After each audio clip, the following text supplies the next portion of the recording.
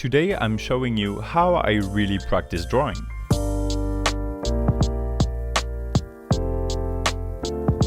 Well, hello there, I'm Détroit.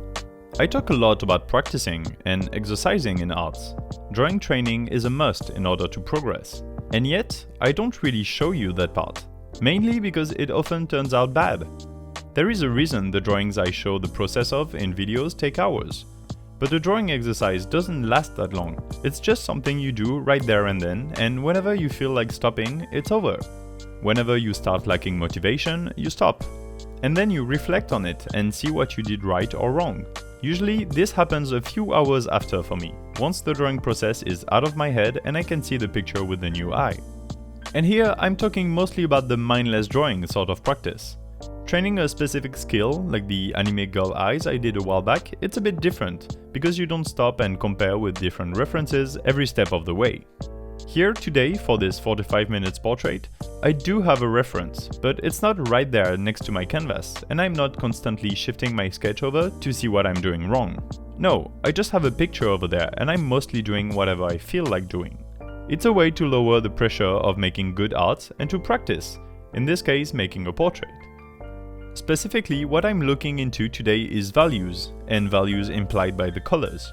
I want to emphasize the shadows on the face cast by the wide brim hat, and how it blends the hat, the hair, and the jacket together. Right, so the sketch is over now. I won't do line art today. I will make the flats directly below the sketch. I like to resort to flats, especially in the beginning of the drawing, even for a more painterly style. This allows me to paint freely without taking care of the outer border of the character. I could do without flats, but it's much easier with it, especially when it comes to large brush strokes. For a portrait, I usually flat the whole shape of the character without discerning between hair, skin and clothes. Today, however, I'm making 3 flats. First off, the hat. The hat sits above every other layer and doesn't need too much of a render. Because of the border between the hat and the forehead, I figured flatting it would make it easier to shade the face without having to think of keeping that flat border with the hard edge all of the time.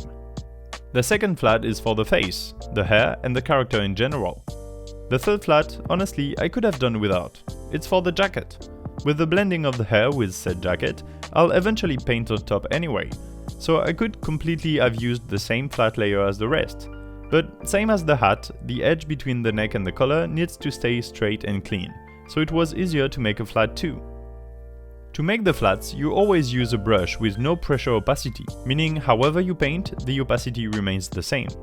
It's very important, or else if you change the background later on and the pixels aren't opaque, the background changes are gonna show through the character. After the flats, however, I never use a full opacity brush. To keep it simple, during this whole process I use either a round hard brush with low opacity or a soft round brush. The hard brush has its shape a bit more defined. It's useful to make somewhat hard edges while still remaining natural. Take the shadow from the brim of the hat onto the face, which basically makes a line below the eye across the top of the cheek. It's a straight line, pretty well defined, only the edge is a bit feathered. It's kind of a rough brush. No, rough isn't the best word to describe it. The hard round brush makes pretty obvious brush strokes is what I want to say. You will see it on the lips too. You can actually see every stroke I used. Using a brush like this is either a very simple way to lay down the colors and tones, or it's basically part of the art style. People like Sam Does Art, or Bofenglin, or Ross Draws on Instagram do that a lot. Not me, since I don't have a preferred art style. I change it every week, but I don't think I have my own style really. It is satisfying to leave the brushstrokes as they are, but you don't really see them unless you look for them. Anyway, that's for the hard brush. The soft round brush is used to make very soft gradients. Take a look at the cheek, where there is a seamless blend of yellowish skin tone to red to dark brown. That's what the soft brush is for. One thing I'm learning to do, but that is really important, is to know how to use both types of strokes. One mistake you'll see everywhere on the internet is the airbrush frenzy, as I call it. People use the airbrush for everything. The airbrush only ever makes a soft round stroke, and so it simply doesn't have any hard edges. You can make a style out of having only hard edges, but you can't do the opposite, having only soft edges and gradients. It just doesn't look normal. Your eye doesn't know where to look because nothing pops out. As an example, here is something I didn't actually do on purpose but works great for this case. I added earrings, which were not in the reference picture. What's interesting is where they are on the composition. The ear sits right at the crossing between 4 lines made from hard edges. The shadow across the face, the line between the hair and the neck, the backside of the top of the hat, and the lower limit of the hat brim next to the face. These 4 lines cross right where the ear is, and automatically pull the eye of the viewer in. I didn't do that on purpose, but the hard edges made it, which is impossible to do if I only used the soft-edged brush. Enough talk about the brushes. I really only used the most basic brushes. Now, let's move on to phase 2 of the drawing practice.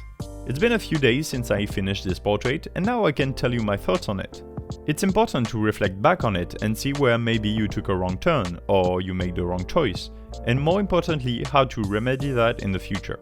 First thing that strikes me is the eyes. The eyes aren't great. The back eye is too small and sits too high on the face. I think it's because the angle implied by the nose and the lips doesn't really conform with the angle given by the edge of the face. That can be resolved with construction lines and overall more practice drawing faces to make the proportions feel more natural to draw. I'm pretty sure the back of the head needs to protrude a bit more too. It's all blended into darkness, but the angle of the hair makes it seem like the cranium is too flat. Now onto rendering mistakes. I really like the shadows on the top of the cheeks, but it's not coherent with the shape of the face. You can see from the shape that the cheeks rest high, right below the eye, but the shadows rendering makes it too soft. Both approaches are okay, but not together. If I draw high cheeks, then the shadow needs to be a bit higher. These are the most obvious things I need to change or take into account for the next time I draw a portrait. There are a few others I can think of right now, but the video has already been long enough. As a conclusion, I will tell you once again that it's really fun to practice a short portrait like that. Don't put pressure on yourself. You're not supposed to make something that looks good. You're just training. I filmed it for you today, but normally I never film it. These drawing studies are just for me, so I can spend as little time I want or as little brain power I want to. Just have fun drawing. I hope you enjoyed this video and my explanations. If you have any questions, drop them in the comments. Subscribe for art tips every week, as well as stories, original art, existential questions, and overall fun time. I'm Detroit, and I'll see you soon. Bye!